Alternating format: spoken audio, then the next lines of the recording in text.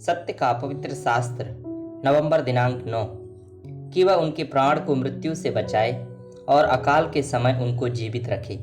भजन संहिता 33 का 19 पद।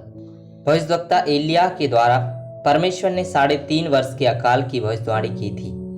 उस अकाल का आरंभ में प्रभु यहोवा ने एलिया को करीत नाम के नाले में जो यरदन के सामने है छिप जाने को कहा, जहां पर उसको नाले का पानी पीने को कहा और सुबह और शाम दोनों समय में कौओं के द्वारा रोटी और मांस भी खिलाया। पहला राजा 17 अध्याय का 1 से 4 पद, 7 से 15 पद। और 30वीं एलिया जो गिलाद के परदेशियों में से था, उसने अहाब से कहा, इज़राइल का परमेश्वर यहोवा जिसके सन्मुख मैं उपस्थित रहता हूँ, उसके जीवन की शपथ, इन वर्षों में मेरे बिना कहे ना तो मेह बरसेगा और ना ओस पड़ेगी। तब यहोवा का यह वचन उसके पास पहुंचा कि यहाँ से चलकर पूरब की ओर मुख करके करीत नाम नाले में जो यरदन के सामने है छिप जा।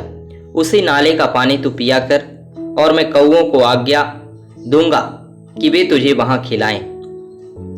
जब कुछ दिन बीत गए और अकाल बहुत भीष्म हो गया कि वो नाले का पानी भी सूख गया, तब उस अकाल में जीवित रखने के लिए उसको सारपत की एक विधवा के घर में पालन पोषण करने का अद्भुत प्रबंध किया।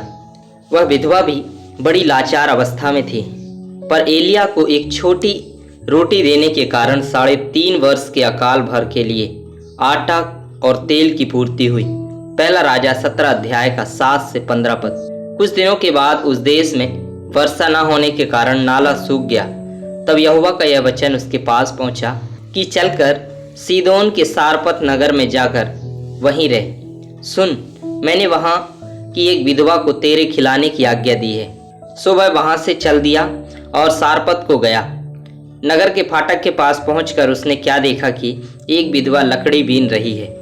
उसको बुलाकर उसने कहा, किसी पात्र में मेरे पीने को थोड़ा पानी ले आ। जब वह लेने जा रही थी तो उसने उसे पुकार के कहा, अपने हाथ में एक टुकड़ा रोटी भी मेरे पास ले दिया।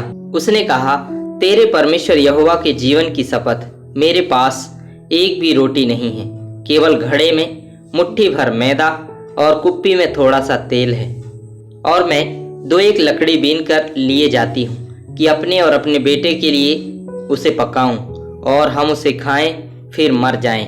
एलिया ने उससे कहा, मत डर, जाकर अपनी बात के अनुसार कर, परंतु पहले मेरे लिए एक छोटी सी रोटी बनाकर मेरे पास ले आ, फिर इसके बाद अपने और अपने बेटे के लिए बनाना, क्योंकि इज़राइल का परमेश्वर यहोवा यूं कहता है कि जब तक यहोवा भूमि पर मेह ना बरसाएगा तब तक ना तो उस घड़े का मैदा चुकेगा और ना उस कुप्पी का तेल घटेगा। तब वह चली गई और एलिया के वचन के अनुसार किया। तब से वह और स्त्री और उसका घराना बहुत दिन तक खाते रहे।